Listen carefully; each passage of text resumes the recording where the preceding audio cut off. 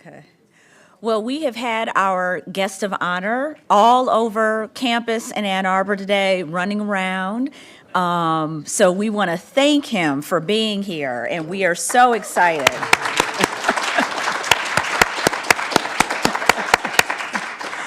We want to thank you for being here, and good afternoon, let me say. I am Celeste Watkins-Hayes, the Dean of the Gerald R. Ford School of Public Policy, the Joan and Sanford Weill Dean of the Gerald R. Ford School of Public Policy. Thank you. And we want to also say a greetings to those coming to this event via live stream. So today we have a special treat as a part of the campus-wide commemoration of the life of Reverend Dr. Martin Luther King Jr. Our theme this year is Restless Dissatisfaction Encourages a Relentless Pursuit of Improvement and Justice. And a topic that concerns many of us and stirs in us a restless dissatisfaction is environmental justice, or injustice, we should say. Through the Earth Tones Project, Etienne Charles is a shining light on the effects of climate change on some of the world's most vulnerable communities. His multimedia performances with the University Musical Society will show his artistic and creative expression.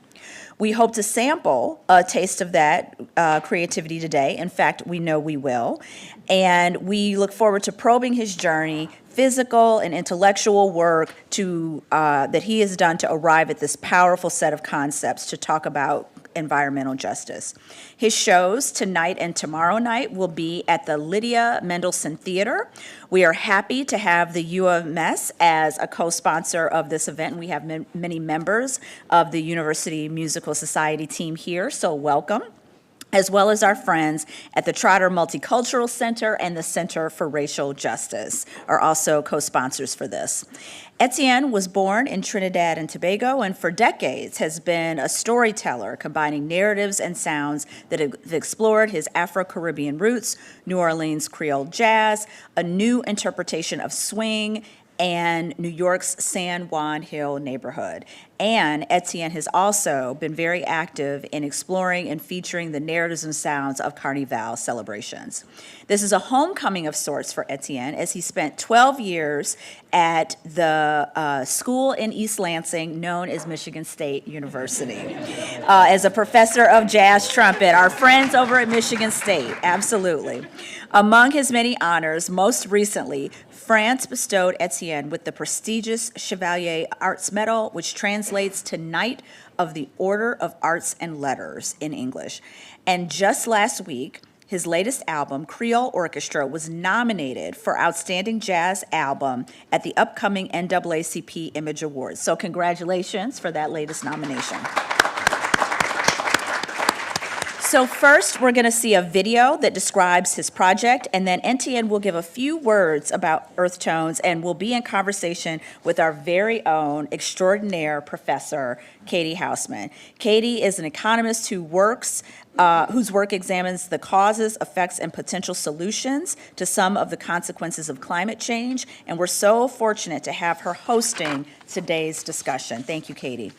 After the conversation, we'll welcome audience questions. A mic will be passed around the room, so we'll be able to have an intimate conversation with Etienne and Katie. And Daniel Rifkin is here from our public affairs team to add questions that are being asked online. And with that, let's give a warm Ford School welcome to Etienne Charles.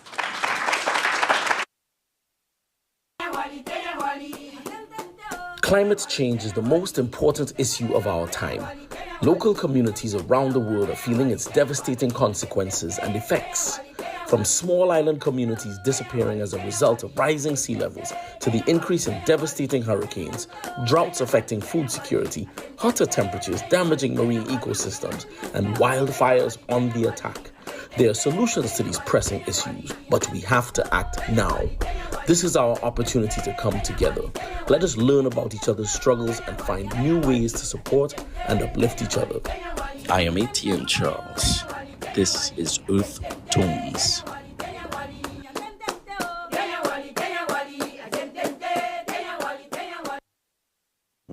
Good afternoon, everyone.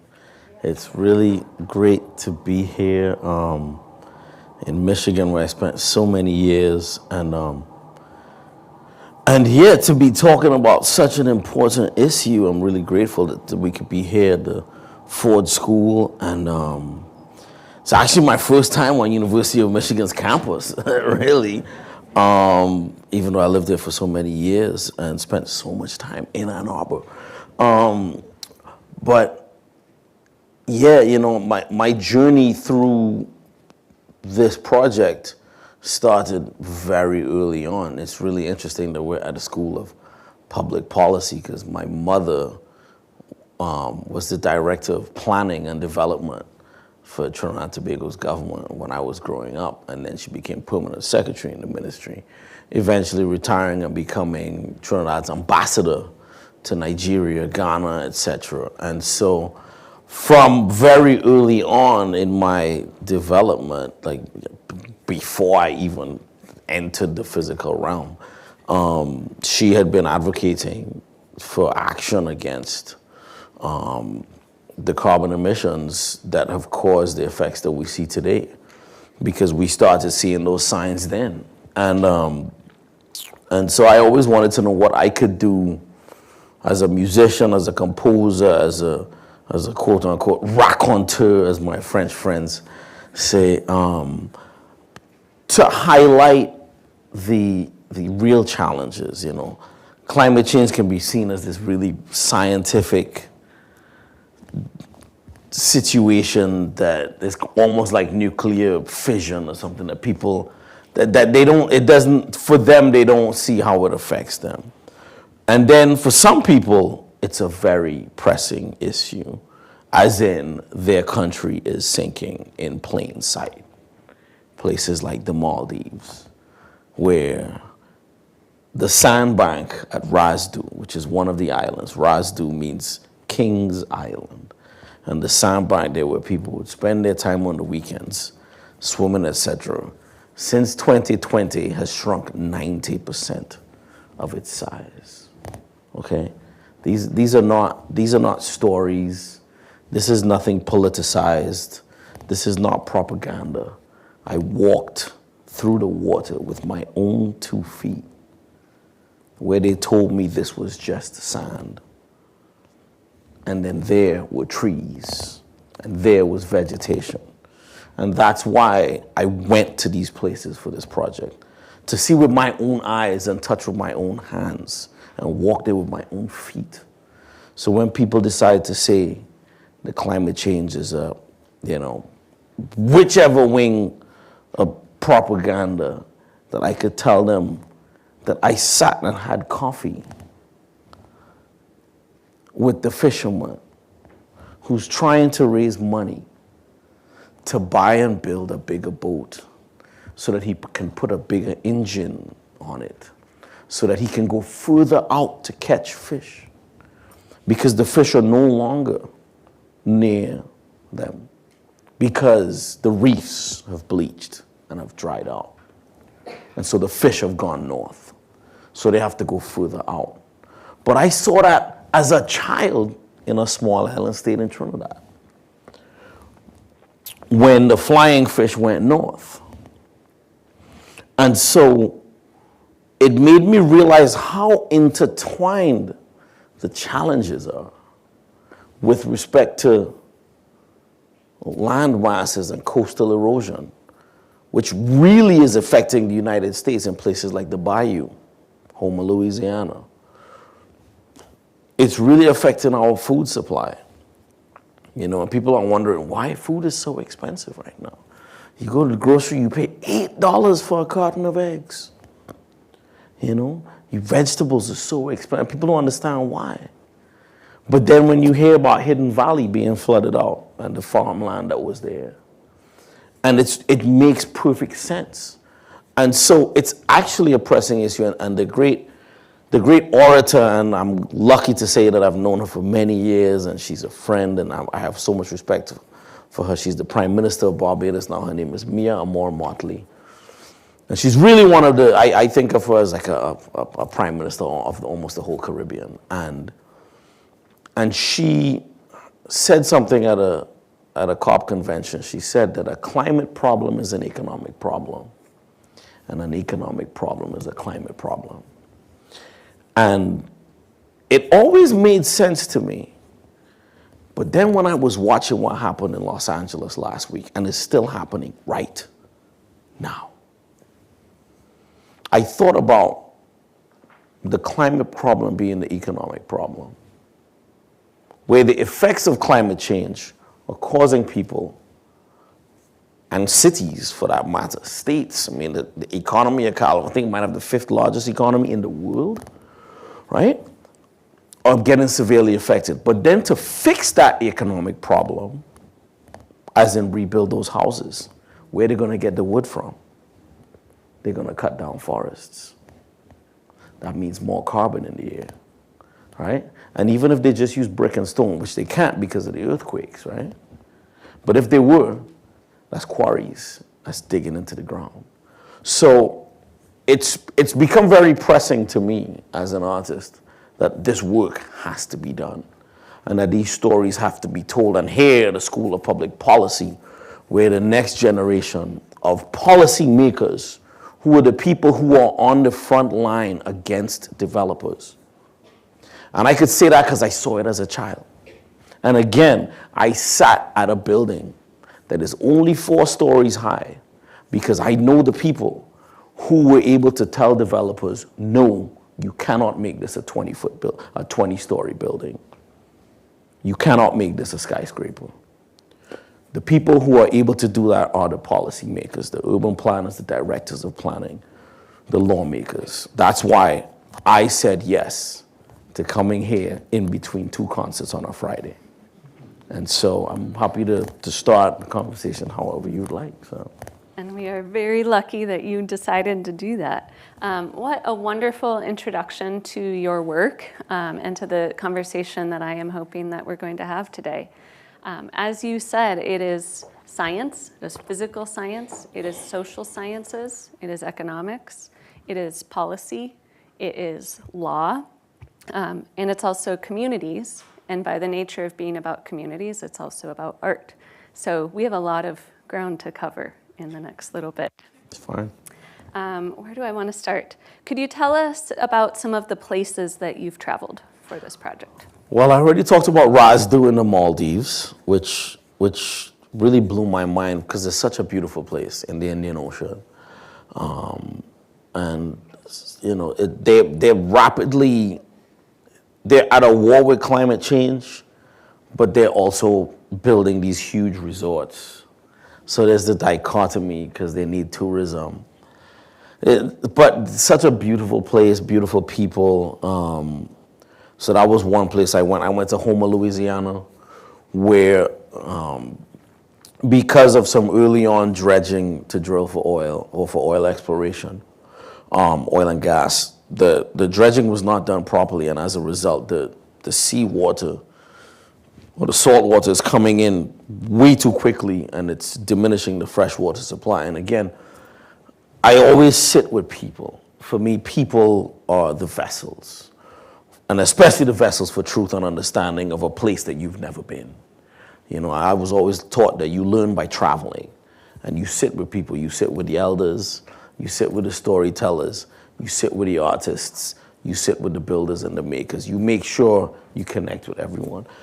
And I was able to take a tour with a guy named Mike Arsenault, who's a line producer for a lot of different films. We jumped on his boat, we hopped on the bayou, and he took me.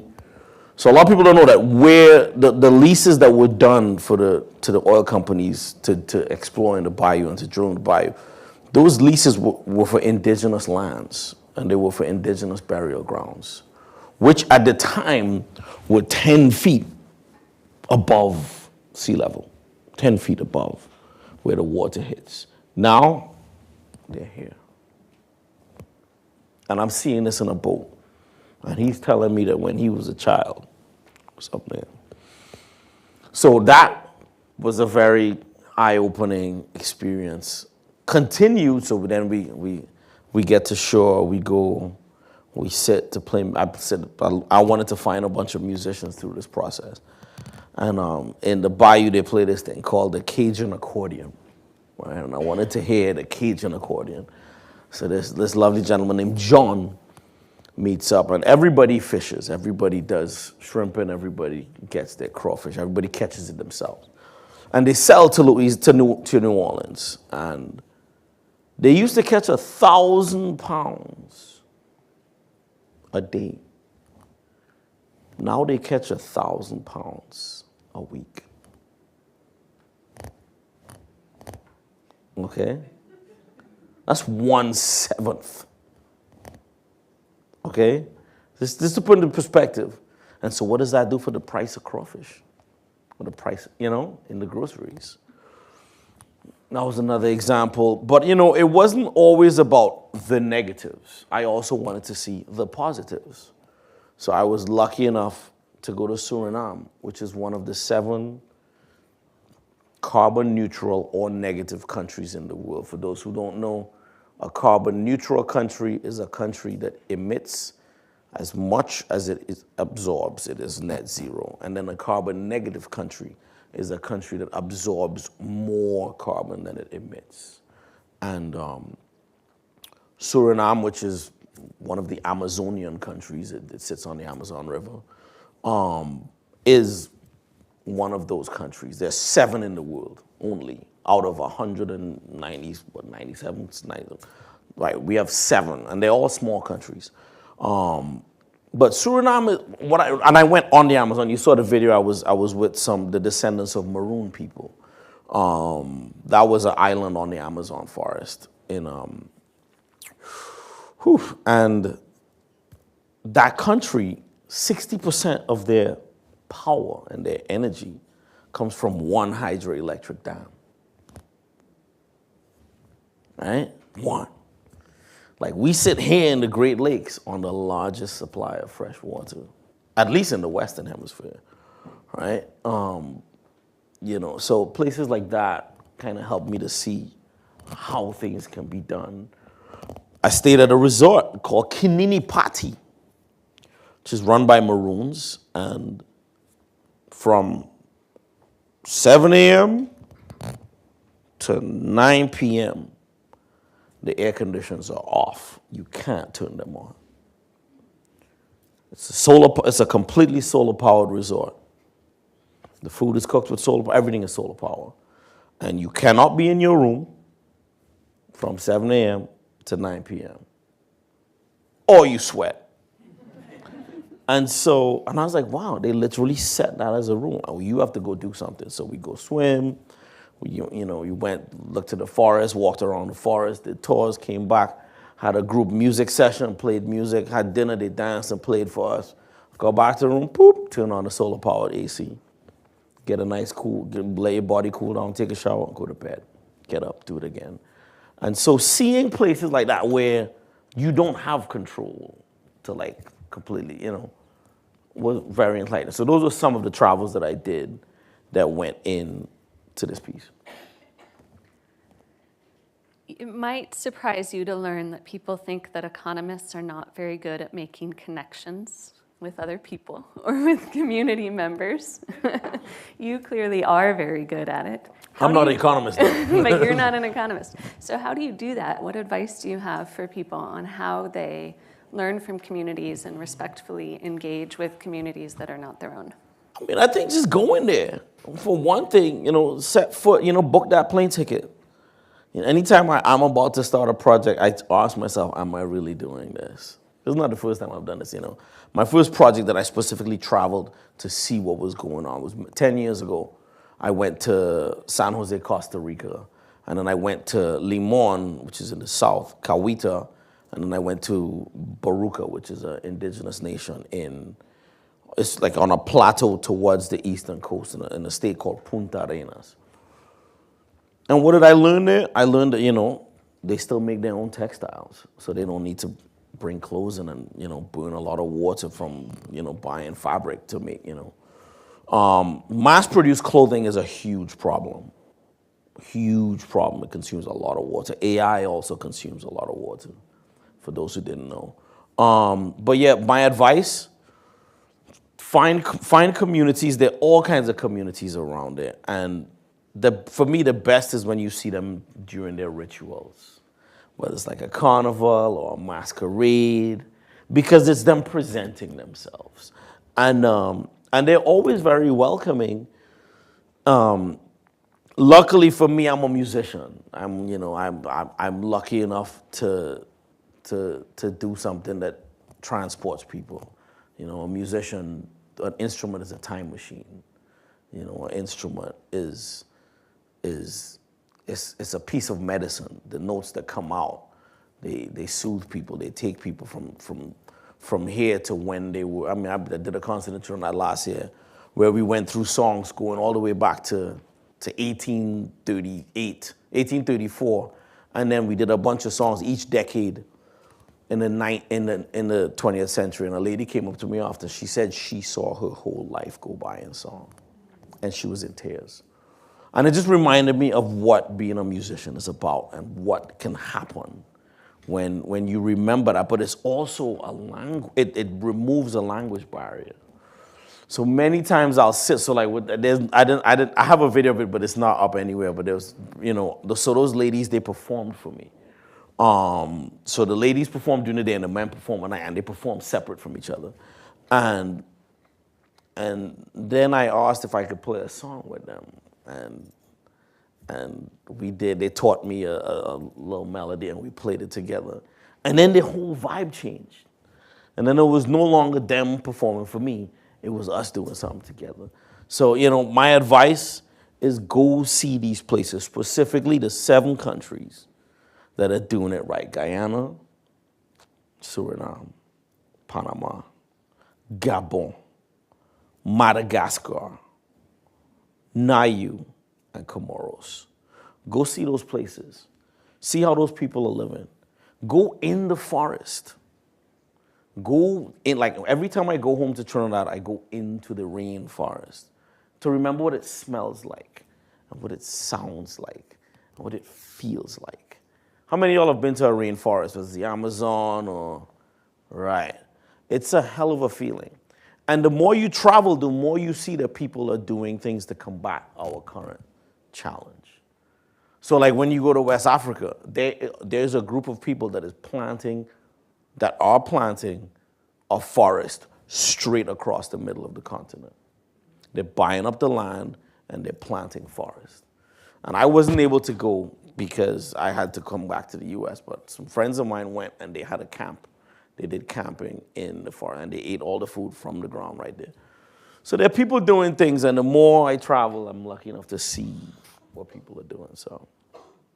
Nobody in the Ford School knows this, but before graduate school, when I was living in Peru, I was briefly a member of a dance troupe in a community that borders the Amazon, and it was amazing. They gave me a membership card and said, anytime you come back, you're a member of our family. You're part of our dance group forever. Excellent. I haven't thought about that in a while. So music heals. Music transports us across time, across space. It puts us in dialogue with people. Is that what helps us make sense of these difficult and complex issues? What is it about music that helps us tackle these pressing problems? I mean, I think it's kind of scientific, right? Like people don't understand why the sound of their mother's voice is the most soothing thing, right? But it's just literally something scientific, especially if that's the first voice you hear. But yeah, music is kind of like that second drink. Sorry. And it gets you, it opens your mind up. It allows you to see and think freely. And depending on where and how you experience your music, it allows you to act freely. I was somewhere the other day, and they had a lot of light it was a fete, and they had a lot of light in the fete. And for those who don't know, a fete is a party. Like, long before like TikTok dance videos, people used to dance in public. It doesn't really happen that much anymore.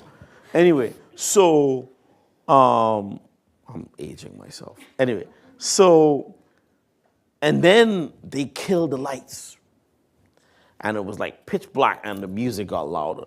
And then all of a sudden, everybody started vibing. So there's something about, but there's also a familiarity, right? In Western music, there are 12 tones. right? So basically, you've been listening to these 12 tones your whole life. Nothing different, just different organizations in them. It's kind of like colors, right?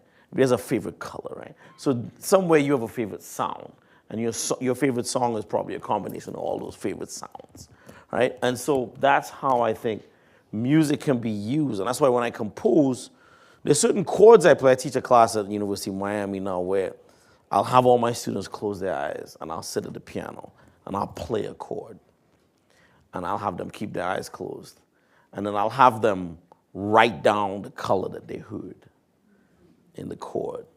And a certain chord I play, and everybody will write a shade of red, whether it's red or vermilion or burgundy, but they saw red. And then I'll play another chord, and it's all a shade of blue, because that's how the tones are organized.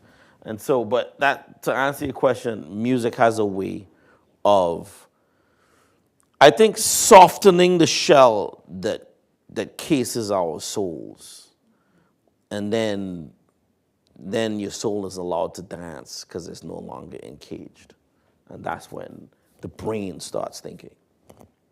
So that was the next question I was going to ask you. The work that I do is generally very analytic. You, as an educator and a professor, also do analytic work, I know, and many people in the Ford School do. Do you see a synergy between the emotional relationship that we have to these issues like climate change and the vulnerable populations that climate change damages, and then the analytic work that we might do, whether in research or in policy or in teaching? Are those synergistic? Are those in conflict with one another? I think they can be both. I think a lot of times they're in conflict with each other when people don't cross the bridge. I think analytics are great, but a lot of times they don't immerse you in the severity of a situation or the beauty of a situation, right? And so I think there needs to be more done to bridge so that what is covered in analytics can actually reflect what's actually happening to the common folk. Because a lot of times academia is seen as these walls, within where, you have to take this test and you have to pass at a certain level, and then when you get in, and then you're around a bunch of other people who've taken this test, and then they get together and they talk about this and that and the other, and there might not be any familiarity to, I was on a panel last week, and it was about social media engagement, and I was like, we could talk about this and the wins and losses of this, but there are literally people in the world who don't have a cell phone. Like this is not a world to them, and there are people in the world who are dying because we have cell phones, like in the Congo. So I believe that the analytics are great. Like, I'm not an analytical person at all. I'm a complete artist. But the analytics are great once there's a way to make sure it shows people what's really going on. Because at the end of the day, that's what's important. So that we see how this affects what's on the shelf in the grocery. So that Auntie Pearl in Dubuque, Iowa, can understand that by buying this, she's causing this a little bit. Things like that. I agree. I teach statistics in this very room, so I give wow. statistics exams where you all are sitting. But we try in that class to connect the storytelling to the numbers and the numbers to the storytelling and use them to reinforce one another, just not in a way that has beautiful tones. I should have said, what is your favorite tone? My favorite note. You said we all have our favorite tones. We all have favorite tones. If I had to pick one tone to play for the rest of my life on trumpet, it would be A, which is 440 megahertz, or 440 hertz. Well, it depends on the octave it goes. Yep. Yeah. If I had to pick one to play on trumpet, on different instruments, it changes. Piano? On piano, I actually love D flat right above middle C. It's a beautiful sound. On the steel pan, I like E flat. On my conga drums, I like the lowest drum, which is normally on G. Every instrument I play has, so. Awesome. Writing that down so I can go home and play D flat on my piano tonight. There you go. D flat is mine. D is a dog. It's easy to get down about issues like climate change. So where do you get your optimism? Where do you get your inspiration, your hope? It's interesting. I'm not a historian. I'm not an economist. I don't even know how to say the word. One of my mentors is a great trumpet player. His name is Wynton Marsalis. And he probably has the best definition of the blues that I've ever heard, because it doesn't say anything about music. It says that the blues is eternal optimism in the face of adversity. And marginalized people around the world, the one thing they are familiar with, especially for centuries, millennia, if you look at it, is adversity. And again, I go back to travel.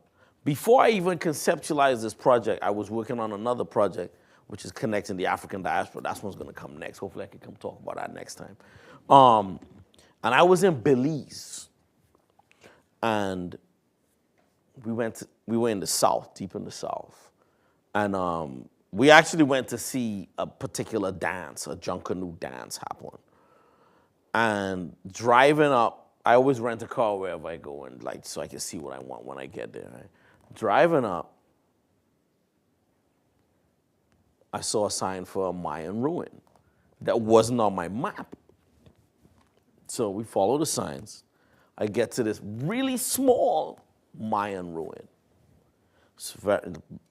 The bricks would look more like stone than brick. And the stones were dark, and they had the signs like this is where a lot of Mayan cities were designed the same way. There's the big square where they play the sports, and boom, continuing north. Next day, there's another Mayan ruin, about 2 hours north.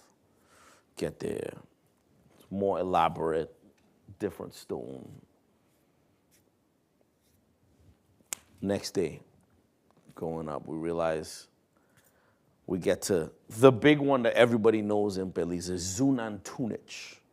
Right? A lot of people know the ruins in Mexico, but the most famous one in Belize is Zunantunich. And the reason I like going to the Mayan ruins in Belize is because they still let you walk around and go up and go to the top and get dizzy and all that kind of stuff because it's so high up.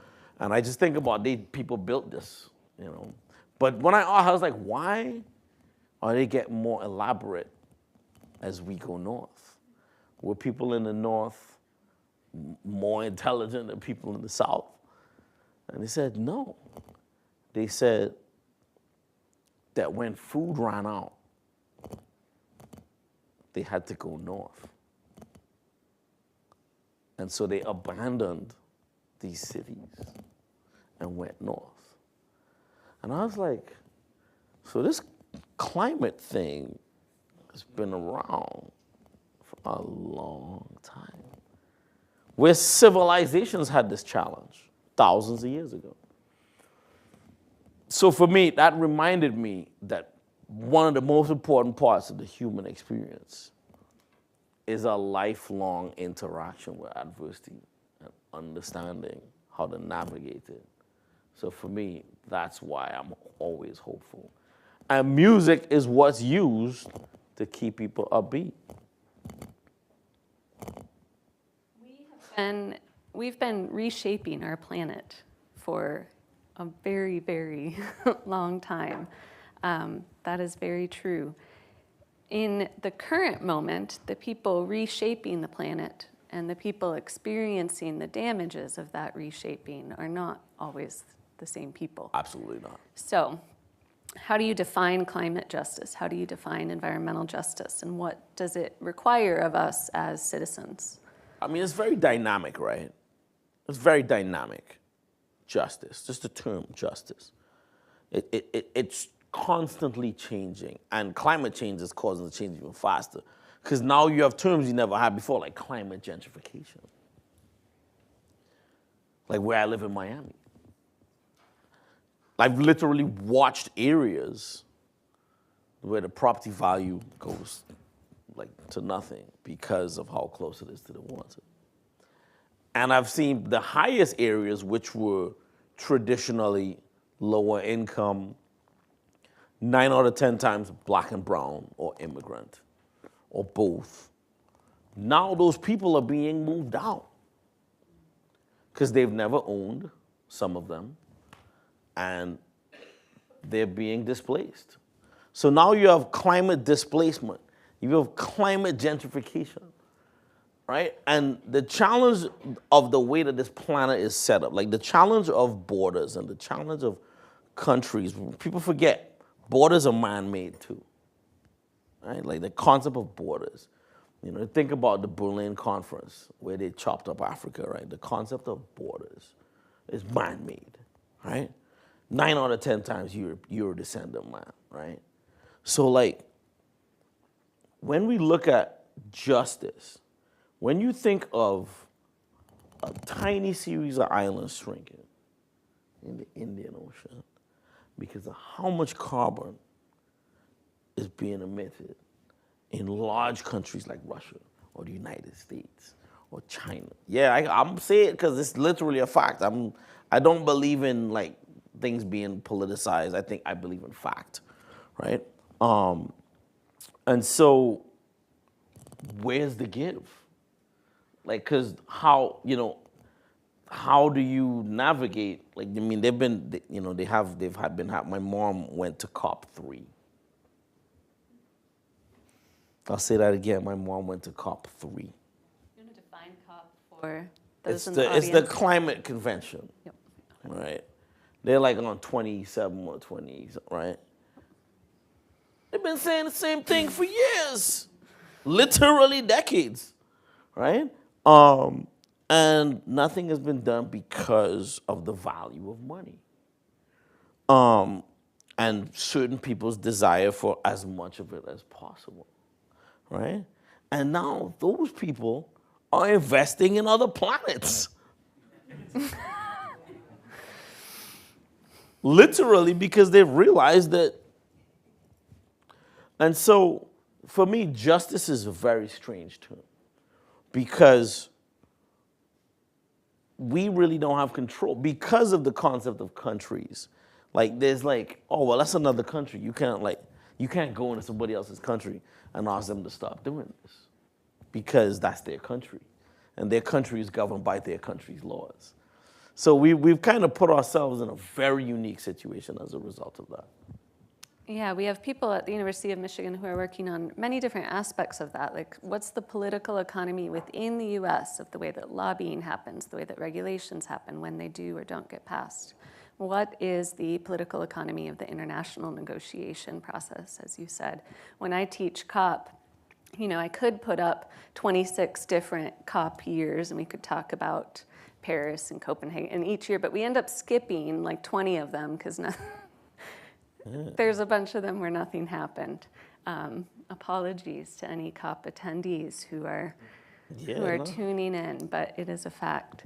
I have questions I could ask you all day, but we are getting short on time, and I know our audience has questions too. I propose we hear one question from online from Daniel while we start passing the mic around. Does that work? Is there a question in here? Yeah, it would certainly take questions from folks in the room as well.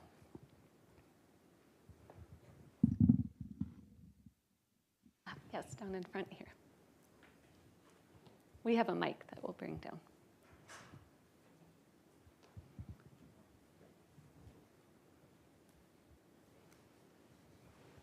Thank you for going to our schools. What did you observe as the reactions of the youth? What do you get from that experience, and what do you think they get from you? That's a great question. Thank you. I don't know what they get from me. And that's why I made sure we had time during the performance this morning for a little discussion. So I made sure to put into the set enough time because I wanted to hear their voices. And I asked questions. I was like, what do you know about climate change? I said, the earth is getting warmer. I said, "Ugh." I said, well, what causes it? You know, and they had some answers, and then someone said burning of fossil fuels. I was like, wow, okay. And then I asked another question. I said, what can we do? And one student said, we need to figure out a way to shift the lens that governments and corporations have put in place to make people think that climate change is a problem caused by the individual. This kid couldn't have been more than 13, 14 years old. And I was like, wow, what are you reading? And so, you know, it was very uplifting to realize that, I mean, of course, there were, there were some outlandish statements as well, but it was uplifting because they get it. They understand. And I think, I teach at University of Miami, and most of my students use scooters or skateboards. They don't want cars. They might use a car to go to a gig that's an hour away or 45 minutes away. They take the bus. They thrift shop. They don't like, certain brands are a no-no to them. They will go, and we actually have a big thrift store that comes out every Wednesday on campus. So, I mean, I know Ann Arbor's big into that too. So they understand certain ways, but I think putting things in their faces to see as well. So like seeing the dump sites where all the unsold garments end up, like, in Brazil, and most of them end up in South America, right? But yeah, it was very uplifting, but I honestly have no clue what they get from me. Hopefully they like the music. Okay. I can give you one from. So you're talking about creating community and going to communities all over the world. And what about the community of musicians? Are you getting reactions from them or other people involved in this quest to make people more aware and using music to spread that message? It's interesting, and I always tell people, you don't know what's going on until you know what's going on. And when I did this climate project, and I posted that same video on my Instagram, etc., and a bunch of friends of mine reached out, like, yo, I wrote this tune about I'm from this town and it got destroyed by a hurricane, and I wrote this tune. Does that count as something to do with climate change? I was like, absolutely, because hurricanes are continuously getting bigger, and the winds are getting faster, and they're happening earlier. So, and it's funny, I was just in New York for the same conference, and they talked about earth tones, and a guy came up to me, he said, I have this whole project I wrote, but I've just been so afraid to play it because I don't want to be judged for sounding like a radical, a radicalist, or I was like, no, like, we need more people telling the story. The more people we have telling the story, the more people know the story. So we are building a community. I'm actually joining the community. I'm new to the mix. I mean, Brother Resistance wrote a calypso called Mother Earth. I grew up listening to it. Michael Jackson's Earth Song. I could go down a long list of tunes where it was really about rounding people up to be like, back then it was all about recycle, right? But we know now recycling, it was another way for them to kind of like turn the lens, be like, y'all need to fix this. I'm like, nah, but like, you need to stop. And I hate to say it, we're literally at ground zero of the climate crisis right here in the state of Michigan. And until we and ironically, the Henry Ford School, right? So, it's not Henry Ford, it's another Ford? Jerry Ford. Gerald Ford, okay. Okay, big difference. Big difference. Thank you. Like Grand Rapids Airport. Okay, cool. Perfect. Good, I'm glad we cleared that up. But still, we are at ground zero Yes. of the climate crisis because the Industrial Revolution was the big bang of the climate crisis as we know it in the 21st century. So, to answer the question. Are there any more in the room? Here we go. Y'all should put Gerald on instead of just, like in the email it just said Ford. Y'all should put Gerald in front of that. The Gerald R. Ford School of Public Policy. Okay, good. Well, put it in next time, next time you email.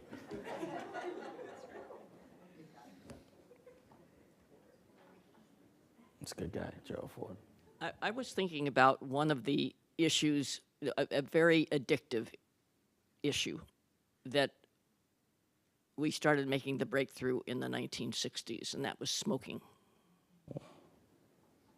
Because the whole issue of how younger people can bring pressure on their parents and grandparents to change their ways, it was, I don't want you to die tomorrow. We don't have the same urgency, and we've got a lot of people who are denying the scientific evidence. But it seems to me that there may be some prospect. I'm thinking of Greta Thunberg from Sweden, who refused to disappear and always was in the face of the elders. I'm curious about your thinking about what kind of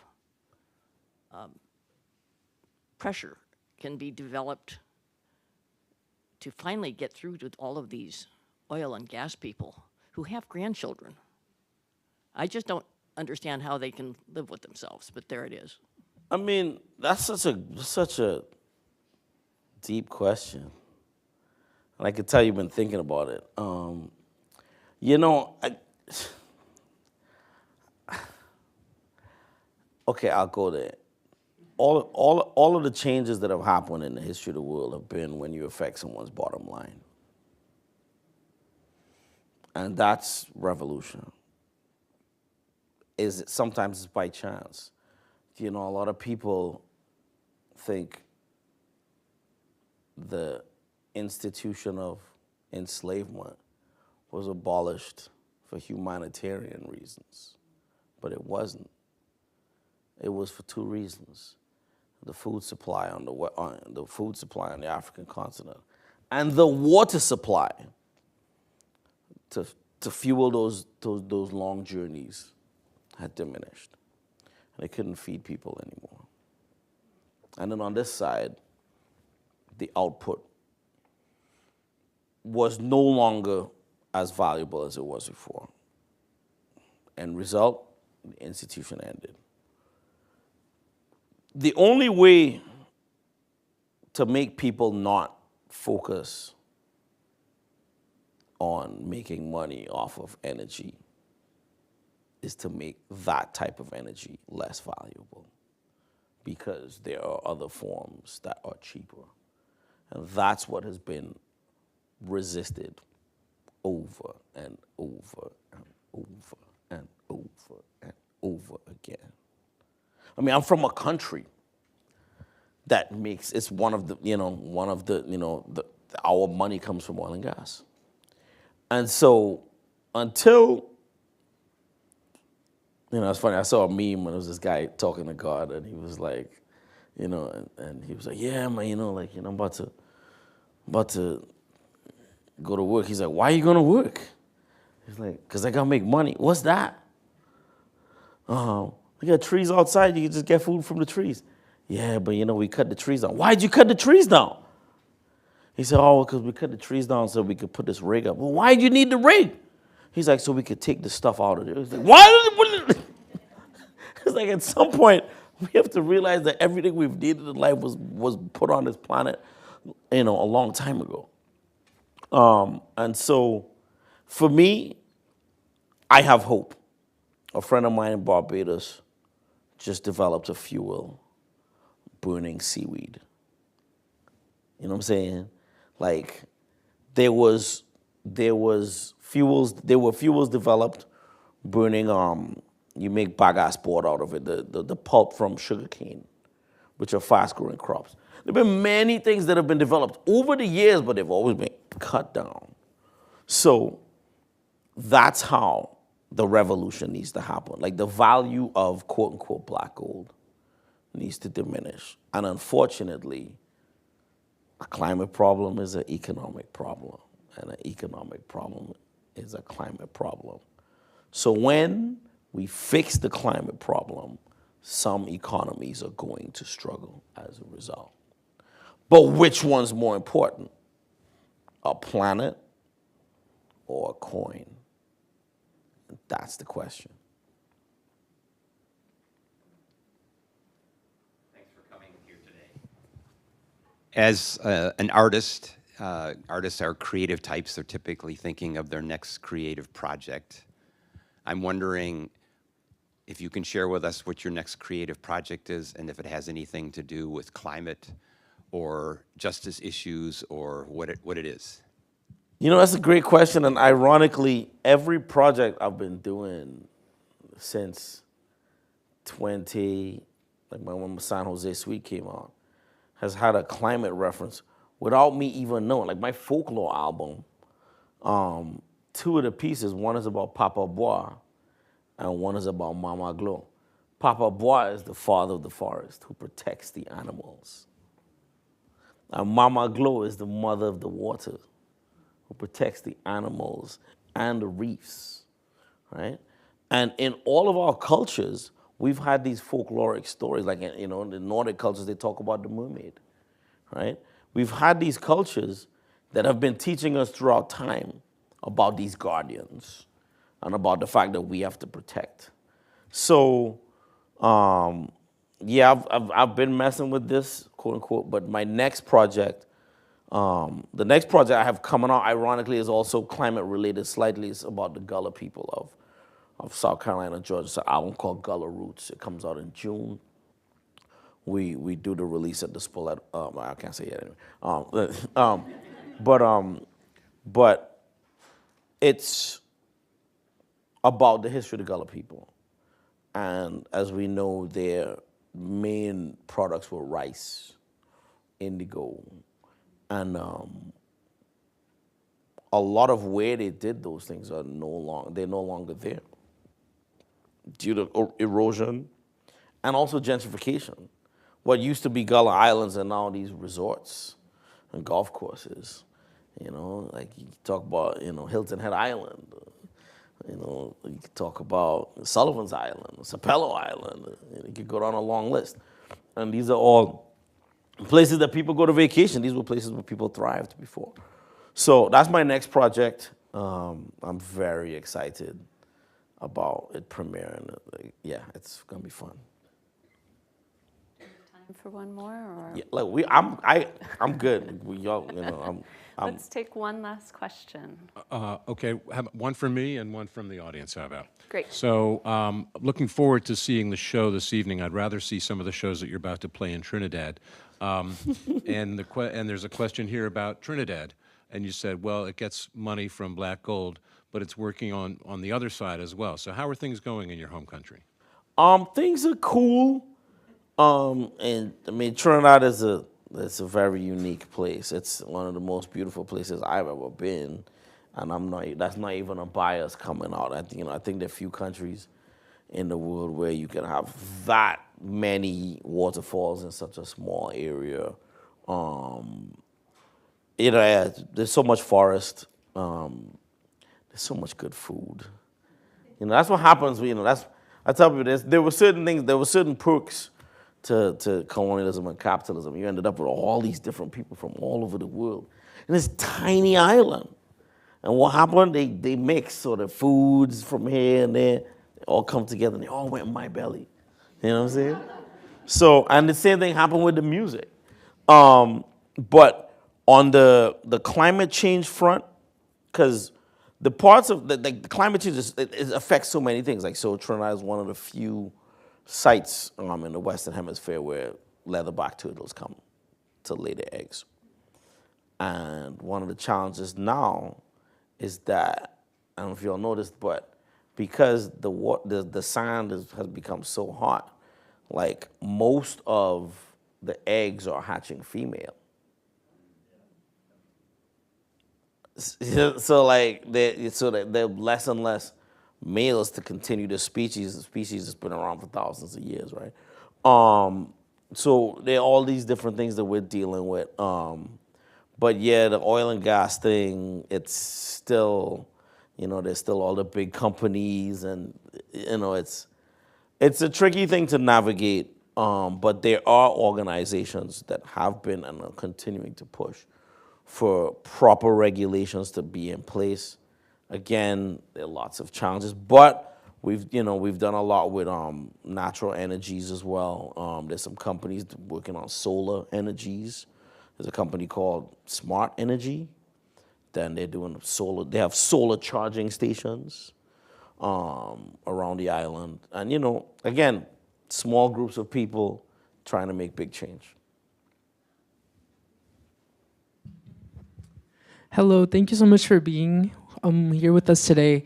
I wanted to sort of touch on the topic of music again. I'm a saxophone player, so I love music. It's been a huge part of who I am. And as you step foot into these spaces, I think music has so much power with it. I like to think of it as how it connects to like the idea of like radical joy and bringing people together.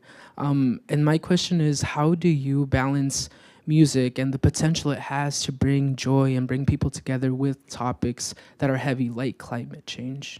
That's a great question. What's your name? Christian. All right, cool. That's a great question. So, I'll never forget, I was working on this project. The last big project I worked on was San Juan Hill, a New York story, which was a piece I wrote for the New York Philharmonic about the displaced neighborhood, the neighborhood that got displaced when they decided to build Lincoln Center. And before that, I worked on this piece called Carnival, the Sound of a People, which is about the history of Trinidad's carnival and how it relates to who we are today. And I'll never forget, I was working on the music, and I was in Trinidad playing my San Jose suite there. And I played a trailer feature to get people excited about this next premiere. And one of my aunts, so I'm from a big family. My dad is one of 12. And my mom is one of 7. And in addition to that, my grandmother, her sister died young. And her 6 children came to live with my father and his 11 brothers and sisters and my grandmother. So you literally had 12 plus 6 plus 2, one house. So one of my aunts came up to me after the show. And she said, I see you going into this project, and that stuff can be very dark. You have to make sure that you are able to, through this, bring joy. And so it's something whenever I sit at the piano or I sit at my drum to write, I remember those 2 words. Because if it's one thing you could do for people, is you could make them have a better experience because of their interaction with you. And if we all thought like that on a daily basis, a lot of things would get fixed quickly. So when I'm at the gas station, I make sure to gas up whoever's there. Hey, go ahead, motherfucker, yeah. It's one of the things I do. Sometimes people think I'm a little cocoa for it. But it's something that, and music is that, Music is that. Go ahead. And so I think about that when I write, so that everything is not dark, that there's always a lift. Because we have to understand the duality of life. And we have big parties at the end of funerals where I'm from, with like a DJ and the end, New Orleans. Once the body's in the ground, the second line they're going down the road, So we have to make sure we bring joy. Yes. Sorry, just wait for the mic, please. On. We got Mike. One more. Cause he had his hand up the whole. Couldn't leave him hanging. He was like, so you almost touched the ceiling. I was just. Thank you.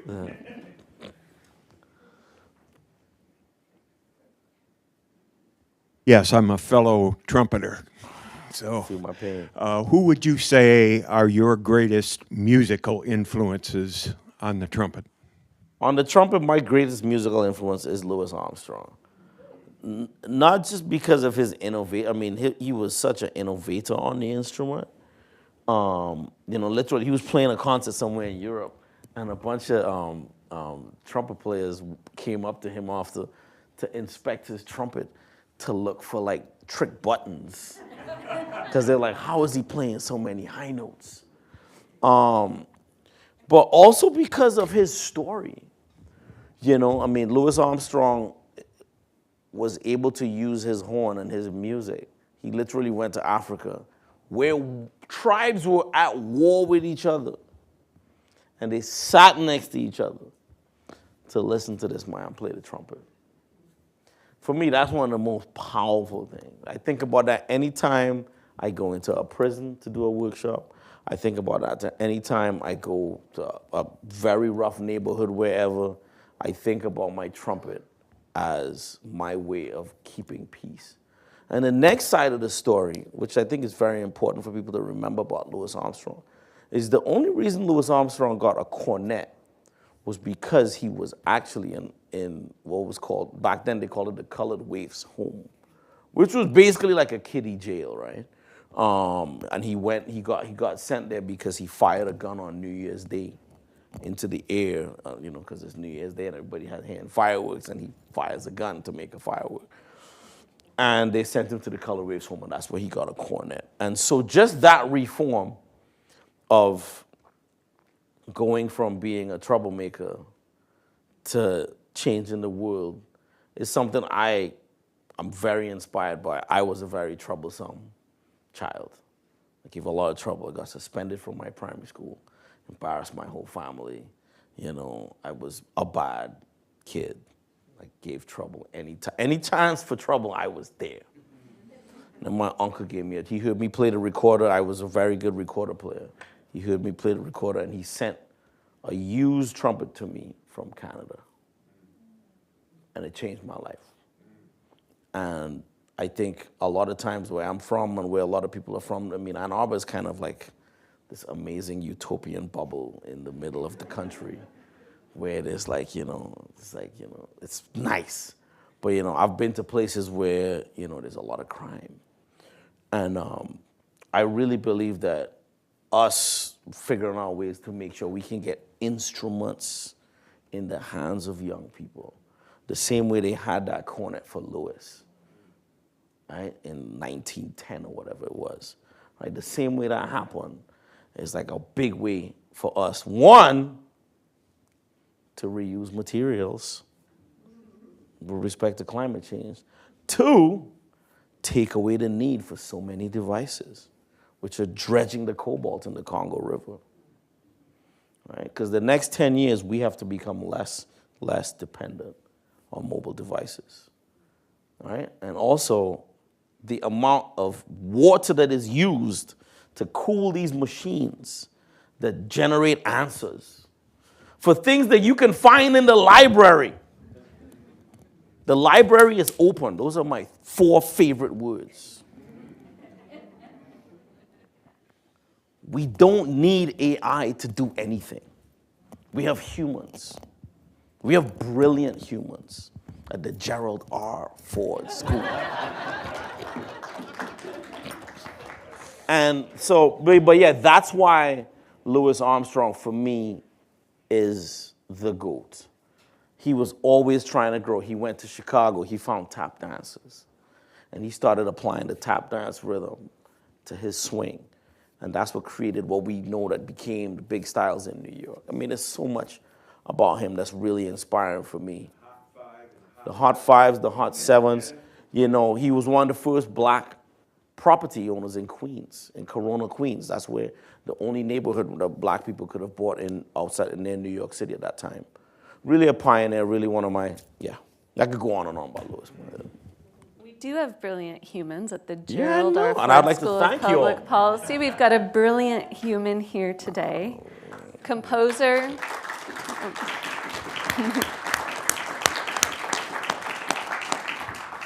composer, trumpeter, band leader, storyteller, inspirer, and educator. Etienne Charles, thank you for joining us. Thank you so much. Thank you all so much. Thank you.